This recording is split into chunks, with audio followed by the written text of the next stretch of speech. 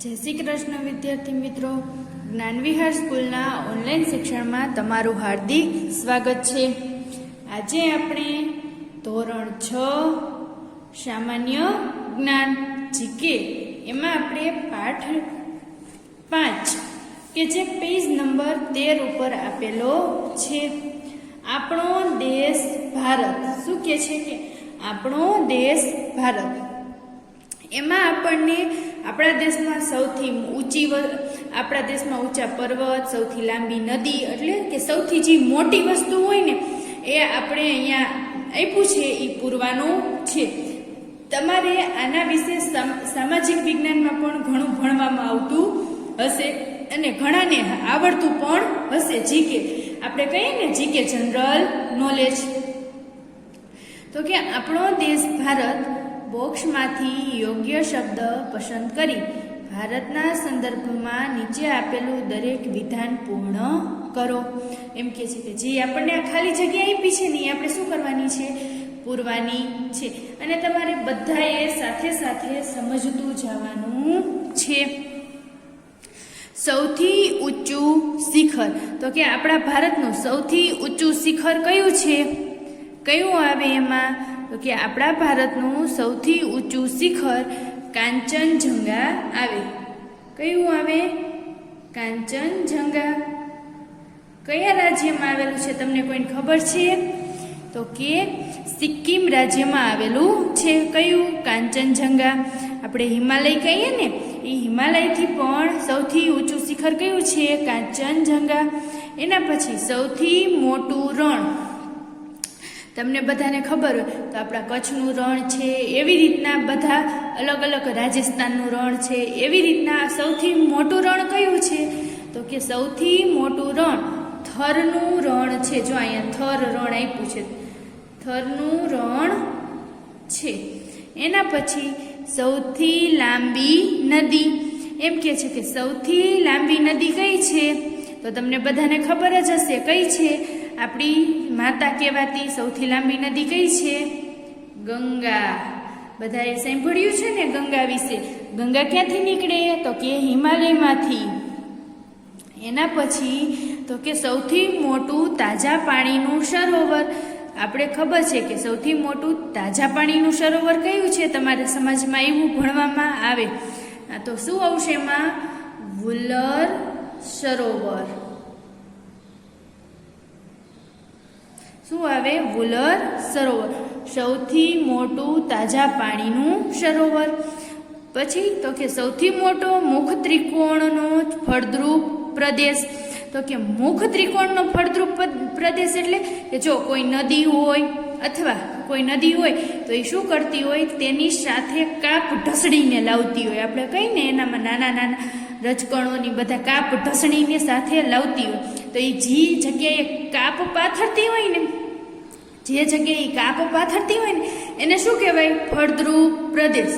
એટલે કે ઈ જે જગ્યાએ કાપ પાથરતી હોય એ જગ્યાને ફળદ્રુપ પ્રદેશ કહેવાય અને એ નદીનો શું કહેવાય? મુખ ત્રિકોણનો ભાગ। એટલે એમ કે છે કે સૌથી મોટો મુખ ત્રિકોણનો ફળદ્રુપ પ્રદેશ ખાલી જગ્યા છે। તો એમાં શું આવશે? તો સુંદર વન। શું આવશે? સુંદર વન, કે જે સૌથી મોટો મુખ ત્રિકોણનો ફળદ્રુપ પ્રદેશ છે। એના પછી સૌથી ઊંચો પાણીનો ધોધ। જો તમને એમ પૂછે કે સૌથી મોટો મુખ ત્રિકોણ પ્રદેશ કઈ નદી બનાવે છે? તો તમને ખબર હોય ગોમતી અને કાવેરી નદીનો મુખ ત્રિકોણ પ્રદેશ સૌથી મોટો સુંદરવન છે। એના પછી શું કીધું છે? કે સૌથી ઊંચો પાણીનો ધોધ, તો કે સૌથી ઊંચો પાણીનો ધોધ કયો છે? તો એમાં શું આવશે? કુચીકલ ધોધ। એના પછી 7મી ખાલી જગ્યા, સરેરાશ સૌથી વધારે વરસાદ ખાલી જગ્યામાં પડે છે। સૌથી વધારે આખા વર્ષનો સરેરાશ વરસાદ નોંધાતું હોય તો એવું કયું રાજ્ય છે? તો કે મોસીનરમ। સરેરાશ સૌથી વધારે વરસાદ, રાજ્ય નહીં પણ જ્યાં સરેરાશ સૌથી વધારે વરસાદ, રાજ્ય નહીં પણ જ્યાં સરેરાશ સૌથી વધારે વરસાદ નોંધાતો હોય એનું નામ શું છે? તો કે મોસી નરમ. એના પછી અરબ સાગરને મળતી સૌથી લાંબી નદી કઈ છે? એમ કે છે કે અરબ સાગરને મળતી સૌથી લાંબી નદી એટલે અરબ સાગર એટલે કયો થાય? તો કે જે આપણી સાઈડનો દરિયા કિનારો છે એને શું કહેવાય? ગુજરાતનો જે આ સાઈડનો દરિયા કિનારો છે એ તમારે સમાજમાં ભણવામાં આવશે, એને શું કહેવાય? અરબ સાગર. તો એને મળતી સૌથી લાંબી નદી કઈ છે? તમને બધાને ખબર હશે. કઈ? નર્મદા. નર્મદા વિશે બધાએ સાંભળ્યું છે ને? નર્મદા નદી ઉપર કયો બંધ બાંધવામાં આવ્યો છે? તો કે સરદાર સરોવર બંધ. નર્મદા નદી ક્યાંથી નીકળે છે?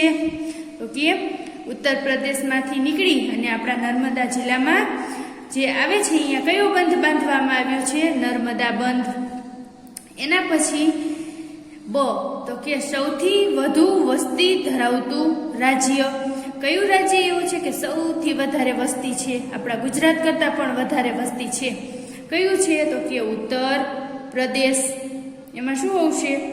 ઉત્તર પ્રદેશ. એના પછી સૌથી ઓછી વસ્તી ધરાવતું રાજ્ય કે જે સૌથી ઓછી વસ્તી ધરાવે છે એવું રાજ્ય કયું છે? તો કે સિક્કિમ. આ બધું યાદ રાખવાનું છે તમારે જીકેમાં. જનરલ નોલેજ વધે એટલા માટે બધું તમારે યાદ રાખવાનું છે કે સૌથી ઓછી વસ્તી ધરાવતું રાજ્ય કયું છે? સિક્કિમ. તો કે 1 કિલોમીટરમાં અહીંયા કેટલા ખબર છે? 17 વ્યક્તિ જ રહે છે 1 કિલોમીટરમાં. 1 કિલોમીટર આપણે ગણીએ તો એમાં કેટલા? 17 વ્યક્તિઓ જ રહેતા હોય, એટલે સૌથી ઓછી વસ્તી ધરાવતું રાજ્ય છે. એના પછી જો આ તમને હું જાણવા ખાતર કહું છું, એના પછી સૌથી મોટું રાજ્ય તો તમને બધાને ખબર જ હશે કે આપણું સૌથી મોટું રાજ્ય કયું છે? રાજસ્થાન. એના પછી છે પ્રશ્ન 4, સૌથી નાનું રાજ્ય કયું છે? કે જે સૌથી નાનું રાજ્ય છે કયું આવે? ગોવા. સૌથી મોટો કેન્દ્ર શાસિત પ્રદેશ એમ કે છે કે સૌથી મોટો કેન્દ્ર શાસિત પ્રદેશ કયો છે? આપને ખબર છે ને આપણા ભારતમાં 8 કેન્દ્ર શાસિત પ્રદેશો છે, એમાં સૌથી મોટો કયો છે કેન્દ્ર શાસિત પ્રદેશ? તો કે અંદમાન અને નિકોબાર ટાપુ. જો અહીંયા હું નીચે લખું છું, અંદમાન અને નિકોબાર ટાપુઓ. એના પછી સૌથી ગીચ વસ્તી ધરાવતું રાજ્ય કે જ્યાં વસ્તી એકદમ ગીચોગીચ હોય, સૌથી વધારે વસ્તી હોય, તો એવું રાજ્ય કયું છે? તમને બધાને ખબર હશે કયું છે? પશ્ચિમ બંગાળ. કયું છે? પશ્ચિમ બંગાળ. જો આ બધા રાજ્ય તમે એક વખત ક્યારેક ભારતનો નકશો તમને મળે ને તો એમાં અલગ અલગ રાજ્ય દર્શાવેલા હશે, તમે જોજો. પશ્ચિમ બંગાળ ક્યાં આવેલું છે? એના પછી સૌથી નાનો કેન્દ્ર શાસિત પ્રદેશ શું કીધું? તો કે સૌથી નાનો કેન્દ્ર શાસિત પ્રદેશ તો શું આવશે? લક્ષદ્વીપ. સૌથી નાનો પૂછે તો લક્ષદ્વીપ, અને સૌથી મોટો કેન્દ્ર શાસિત પ્રદેશ પૂછે તો આપણે શું લખવાનું? અંદમાન અને નિકોબાર ટાપુ. એના પછી સૌથી વધુ સાક્ષરતા ધરાવતું રાજ્ય કે સૌથી વધુ ભણેલા વ્યક્તિઓ જોવા મળે, સૌથી વધારે સાક્ષરતા ધરાવતું એવું રાજ્ય કયું છે? તો કે કેરળ. કયું આવશે? કેરળ. બધાને સમજાઈ ગયું? એના પછી હવે આપણે પ્રશ્ન નંબર ક. જો કમાં શું કીધું છે? તો કે સૌથી મોટું બંદરો, હવાઈ મથકો, સૌથી ઊંચો બંધ એના વિશે, ને સૌથી મોટી મસ્જિદો આપણે એના વિશે જાણવાનું છે. તો કે સૌથી મોટું બંદર કે જે આપણે બંદર જહાજ આવતા હોય, આપણા માલનું આયાત નિકાસ થતી હોય બીજા દેશમાં, બીજા રાજ્યમાં, અથવા તો એ સૌથી મોટું બંદર કઈ જગ્યાએ આવેલું છે? તો કે મુંબઈ છે. કયું છે? મુંબઈ. એના પછી સૌથી વ્યસ્ત હવાઈ મથક એટલે કે સૌથી વધારે વ્યસ્ત હોય એવું હવાઈ મથક કયું કે જ્યાં સૌથી વધારે માણસો આવન જાવન થતી હોય, સૌથી વધારે માણસો આવતા હોય, એ કયું છે? ઇન્દિરા ગાંધી હવાઈ મથક.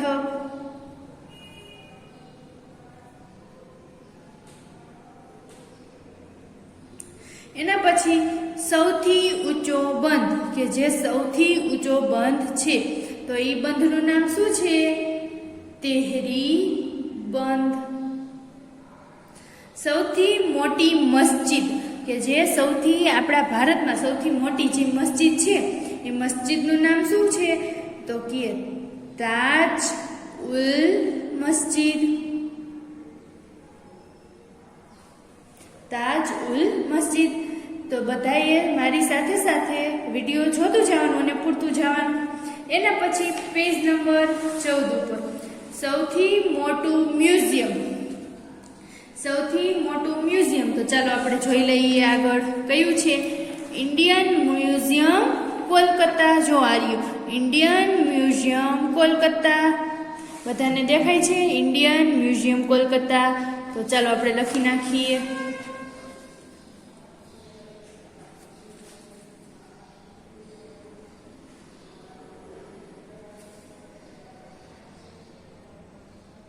Indian museum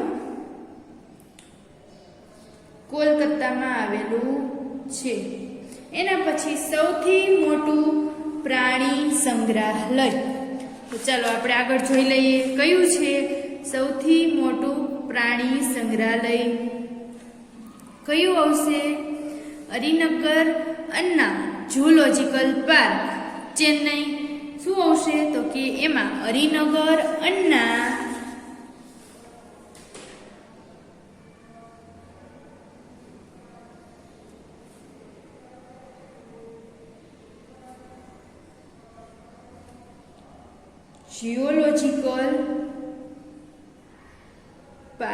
geological park Chennai. કઈ જગ્યાએ આવેલું છે?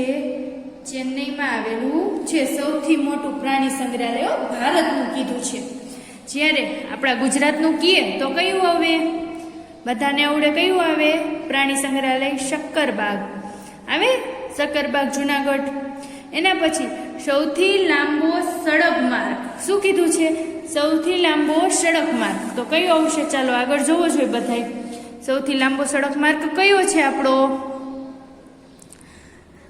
આમાં આપ્યું છે ને રાષ્ટ્રીય ધોરીમાર્ગ 44 શ્રીનગરથી કન્યાકુમારી સુધી. એટલે કે જે આપણે રાષ્ટ્રીય ધોરીમાર્ગ 44 છે,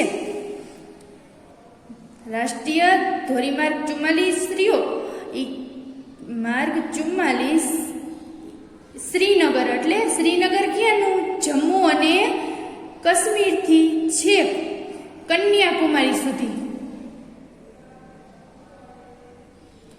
કન્યાકુમારી સુધી કે જે આપણે ચેન્નઈનું કન્યાકુમારી છે ત્યાં સુધી સૌથી લાંબો ધોરીમાર્ગ છે. તમે જોવો તો જમ્મુ કાશ્મીર ક્યાં આવ્યું? શ્રીનગરનું ઉત્તર ભારતમાં આવશે. જ્યારે કન્યાકુમારી ક્યાં આવ્યું? તો કે ઉત્તર અને દક્ષિણ ભારતમાં. જો ઓલું ઉત્તર ભારતમાં છે શ્રીનગર, તો કન્યાકુમારી દક્ષિણ ભારતમાં છે. એટલે એ રાષ્ટ્રીય ધોરીમાર્ગ 44 સૌથી લાંબો સડક માર્ગ બનશે. એના પછી સૌથી લાંબી કેનાલ કે જે સૌથી લાંબી કેનાલ છે, નહેર છે આપણા ભારતની. તો ચાલો આગળ જોવો જોઈએ કઈ આવશે એમાં. તો કે સૌથી લાંબી કેનાલ ઇન્દિરા ગાંધી કઈ છે? ઇન્દિરા ગાંધી કેનાલ પંજાબથી રાજસ્થાન સુધી. ઇન્દિરા ગાંધી કેનાલ ક્યાંથી? પંજાબ રાજ્યથી છેક રાજસ્થાન રાજ્ય સુધી સૌથી લાંબી શું છે? કેનાલ આવેલી છે. તો એમાં આપણે લખી શકીએ ઇન્દિરા ગાંધી કેનાલ. બાજુમાં લખી નાખવાનું કેનાલ કયો તોય ચાલે અને નહેર કયો તોય ચાલે. શું? પંજાબથી રાજસ્થાન.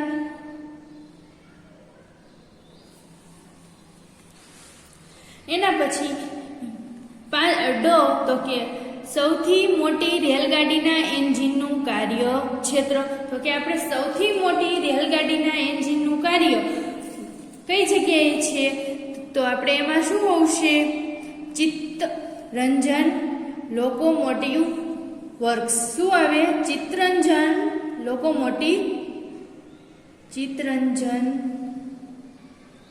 Locomotive works. આ બધી શું છે? કંપની છે કે જે સૌથી મોટા રેલગાડીના એન્જિન બનાવતી હોય. એવી રીતના સૌથી લાંબો પેસેન્જર ટ્રેનનો રૂટ કે જે સૌથી લાંબો પેસેન્જર ટ્રેનનો રૂટ છે તો કયું આવશે એમાં? આપણે દિબ્રુગઢથી કન્યાકુમારી. કયું આવશે? દિબ્રુગઢથી કન્યાકુમારી.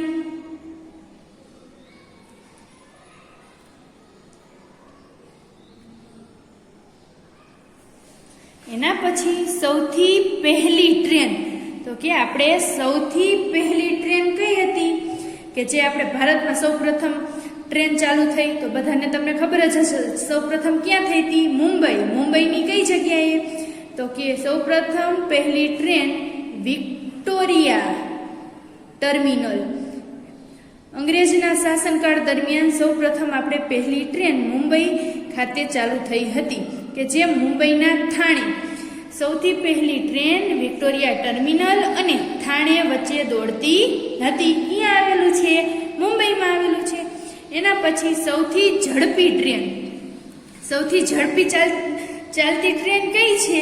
તો કે વંદે ભારત એક્સપ્રેસ. શું નામ છે એનું? વંદે ભારત એક્સપ્રેસ. એના પછી સૌથી મોટું રેલગાડીના ડબ્બા બનાવવાનું કારખાનું ખાલી જગ્યામાં છે. ક્યાં છે? તો કે કપૂરથલા, પંજાબ. કપૂરથલા, પંજાબ. જો આ તમને બધી નવી નવી માહિતી જાણવા મળશે, યાદ રાખવાનું છે. એના પછી સૌથી પહેલી આંતરિક પ્રવાસી હવાઈ મુસાફરી ખાલી જગ્યા અને ખાલી જગ્યા વચ્ચે શરૂ થઈ હતી. એટલે સૌ પ્રથમ આપણે પ્લેનની હવાઈ મુસાફરી, પ્લેનમાં બેસવાની હવાઈ મુસાફરી કઈ જગ્યા વચ્ચે શરૂ થઈ હતી ભારતમાં? તો કે ભારતમાં આપણે કરાચીથી મુંબઈ. સૌપ્રથમ ક્યાં શરૂ થઈ હતી? કરાચીથી મુંબઈ. દેશની સૌથી પહેલી એરલાઇન્સ એટલે કે પ્રવાસીઓ તથા માલ સામાનના લાવવા લઈ જવાનું કામ કરતી વિભાગની કંપની ખાલી જગ્યા હતી. એમ કહે છે કે દેશમાં સૌથી પહેલા એરલાઇન્સ એટલે કે જે પ્લેન આપણે વિદેશથી માલ લઈ આવે અને લઈ જાય તો એ એરલાઇન્સ શું કહેવાય? કંપની કહેવાય. તો કે દેશની સૌથી પહેલી એરલાઇન્સ હતી. કઈ એરલાઇન્સ હતી? તો એમાં શું આવશે? ટાટા એરલાઇન્સ. તમે નામ સાંભળ્યું છે ને રતન ટાટાનું? તો ચાલો હવે અહીંયા આપણને કેટલાક ચિત્ર આપેલા છે, એ ચિત્ર આપણે જોઈ લઈએ. તો કે ભારતનું સૌથી મોટું રણ કયું છે? થરનું રણ. એના પછી ભારતનું સૌથી મોટું સરોવર કયું છે? વુલ્લર સરોવર. એના પછી ભારતનો સૌથી ઊંચો ધોધ તો કયો છે? કુચીકલ ધોધ. કયો છે? કુચીકલ ધોધ. ભારતનું સૌથી મોટું મ્યુઝિયમ તો કયું આવે? Indian museum. એ તો તમને યાદ રહી જ જાય. એના પછી ભારતની સૌથી મોટી આપણે કીધું ને કેનાલ, સૌથી લાંબી કેનાલ તો કઈ આવશે? ઇન્દિરા ગાંધી કેનાલ. જો એનો ચિત્ર છે, કેવડી લાંબી દેખાય છે ને? આ શું છે? કેનાલ છે. એના પછી શું છે? તો કે શતાબ્દી એક્સપ્રેસ. જો હવે આ શતાબ્દી એક્સપ્રેસ રહીને એ દર અઠવાડિયે એક જ વખત ઉપડે. જો આ રવિવારે ઉપડી હોય ને તો આવતા રવિવારે એ પાછી ઉપડે. શતાબ્દી એક્સપ્રેસ રહી એ કઈ જગ્યાએ ચાલે છે? મેં તમને કીધું હતું કે સૌથી લાંબો સડક માર્ગ કયો છે?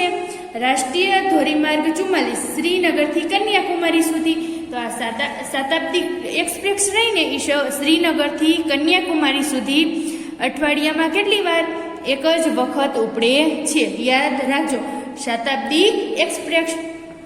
તો આ બધું બધાને સમજાઈ ગયું? એકવાર મારી સાથે સાથે તમારે બધાને પૂરાઈ ગયું હશે તો હવે તમારે આ એક વખત ખાલી જગ્યા આપણને જેટલી આપી છે એ તમારે નોટબુકમાં વ્યવસ્થિત સારા અક્ષરે લખતી જવાની છે અને પાકી કરતી જવાની છે. બધાને સમજાઈ ગયું ને? કોઈને ક્યાંય પ્રશ્ન છે તો હવે આપણે આવતા વિડીયોમાં નવો પાઠ જોશું. અસ્તુ, જય હિન્દ.